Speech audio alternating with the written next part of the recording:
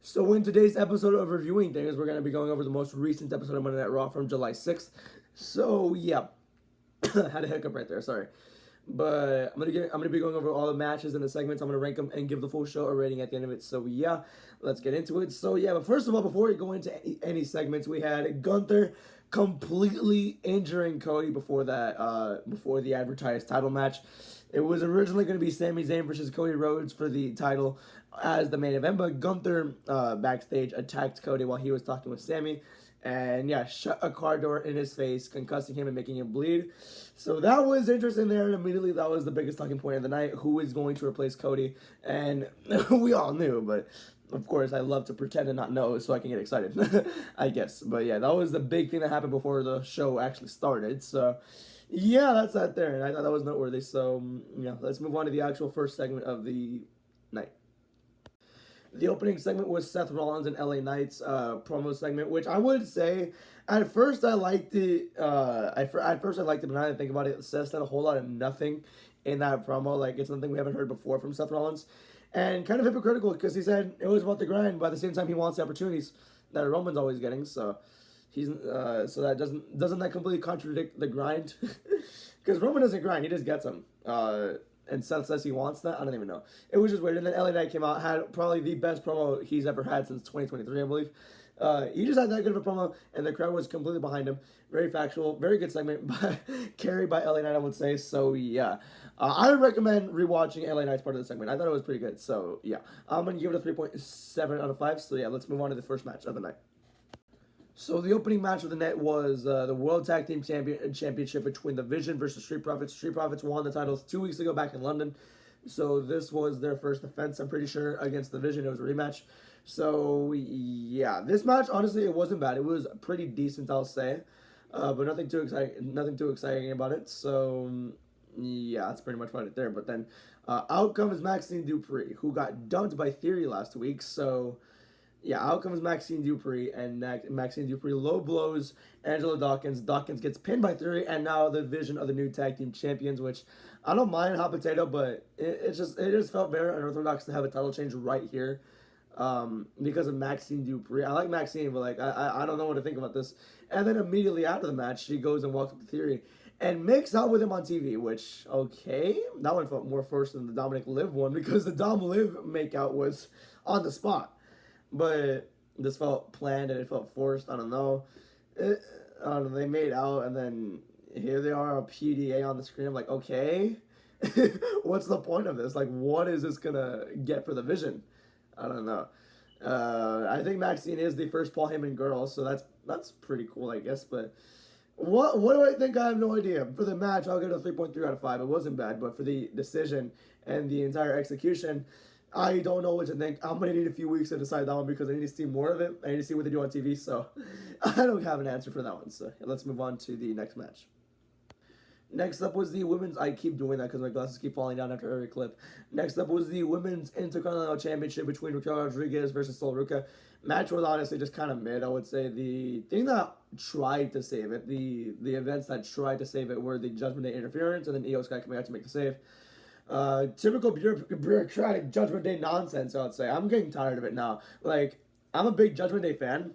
I've been a big Judgment Day fan, but now at this point, it's getting me, out of all people, tired of this. So, yeah, it's getting progressively annoying. Just turn on Liv at this point. We're gonna have to wait till SummerSlam to maybe see that happen, but at this point, I would just rather turn face, because it's not working anymore. It's getting progressively annoying week after week.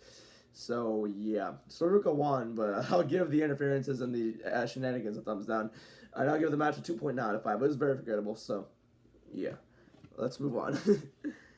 Next up was Paul Heyman and Obafemi segment. Paul's part of the segment, first of all, was mostly forgettable. It's kind of like the Seth Rollins and LA Knight segment where everything Seth said was a whole lot of nothing. All Paul said here was Brock Lesnar's awesome and great, and then Obafemi just cuts a crazy ass promo on him. It's not like the craziest thing ever. It's just Obafemi's promo skill really carried this segment, which I was like, it's mirroring the first segment. The first segment was Seth and LA Knight, and LA Knight carried that. It's kind of the same here. Paul Heyman said a whole lot of nothing, and Obafemi just carried that last part of it. Which, yeah, I recommend you rewatch this one too, because Obafemi's promo skill is unmatched, I believe. Like, I haven't really heard of someone with that much promo skill coming out of NXT in a while either, so I mean, Carmelo's is also really cool, I'll say that one. But this segment was largely carried by Obafemi, and I think it was pretty good because of that. So yeah, not want to glaze a lot, but I do think it's warranted because of how good Obafemi is. I'm gonna give it a 3.7 out of 5. So yeah, let's move on to the next match. I kind of rambled there on that last segment. I'm very sorry about that, but yeah. Next up was Chad Gable and Dragon Lee versus Ethan Page and Rusev. Now this was just a build-up match for the next week's Gauntlet match in Dallas. So yeah, nothing really of substance happened here.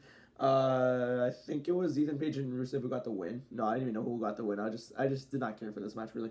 But Ethan Page and Rusev attacked Dragon Lee and Chad Gable. Joe Hendry tried to make the save, but he got caught in accolades. So yeah, made Rusev stand tall, which I think is pretty good. I think Rusev needs that because he needs to be built as that scary heel, which he hasn't really been lately. He's been pinned like clean like 3 times in a row in the last 3 matches he's had, I believe. So yeah, I think this was the jolt of momentum he needed for, especially for next week's Gauntlet. So we'll see how long he goes. But otherwise, kind of a mid-match, very forgettable. So yeah, I'm gonna give it a 2.9 out of 5. So let's move on to the main event.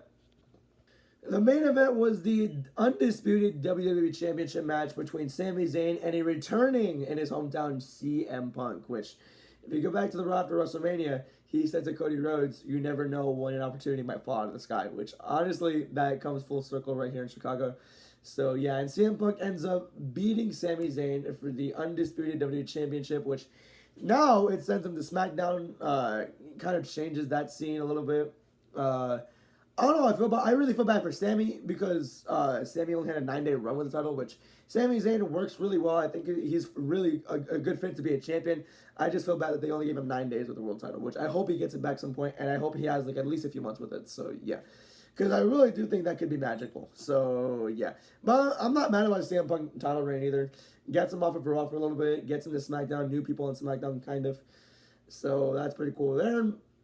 But ultimately, I do think he faces Cody Rhodes at SummerSlam, but I hope he wins at SummerSlam because I want Cody to go to Raw and do something else, like really, or just do something else entirely. I don't want him with the title because the thing with this stupid ass company, they're making me start to hate Cody Rhodes when he comes out and gets titles.